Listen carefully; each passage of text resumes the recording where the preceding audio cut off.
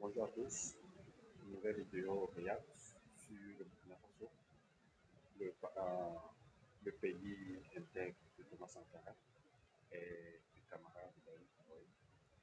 Aujourd'hui, on va parler d'un élément abattu au Burkina Faso et la curiosité que ça a apporté et aussi la peur que ça a apporté la population.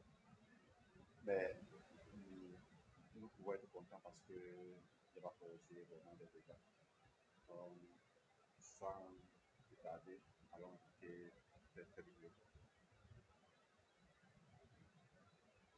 De témoignages recueillis sur place, l'éléphant est arrivé en début de matinée, traversant plusieurs zones habitées de la ville de Bobo-Dioulasso. Bon, depuis matin, on est en train de le suivre. Il était en brousse jusqu'à il est venu au centre-ville ici. Bon, il a fait beaucoup de dégâts. Il a gâté des motos. Il a blessé quelqu'un aussi.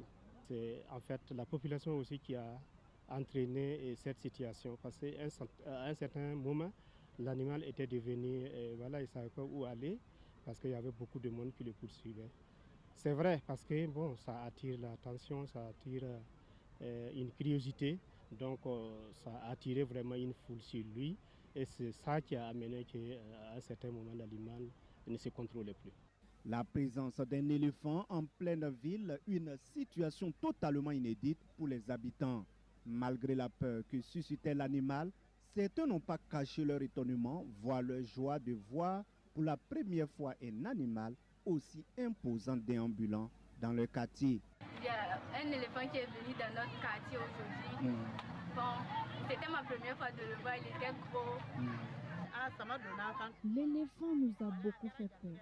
Depuis que je suis née, je n'ai jamais vu un éléphant de face. C'est à la télé. Mais aujourd'hui, j'ai vu à quoi ressemble un éléphant. Ça n'a vraiment pas été facile. Nous avons abandonné nos corvées pour venir le voir. Selon les témoins, malgré la présence des forces de l'ordre et des services compétents déployés sur le terrain, toutes les tentatives pour reconduire l'animal hors de la ville sont restées vaines. Et nous avons tenté par tous les moyens que nous disposons pour le faire repartir.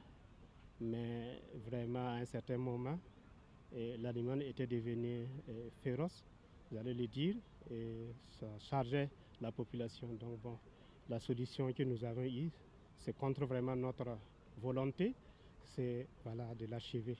L'éléphant a finalement été abattu par un chasseur traditionnel d'Ozo. Une intervention qui provoque une vive polémique au sein de la population. Si certains saluent une action nécessaire pour préserver la sécurité des habitants, d'autres dénoncent une intervention brutale, estimant que l'animal aurait pu être maîtrisé sans être tué.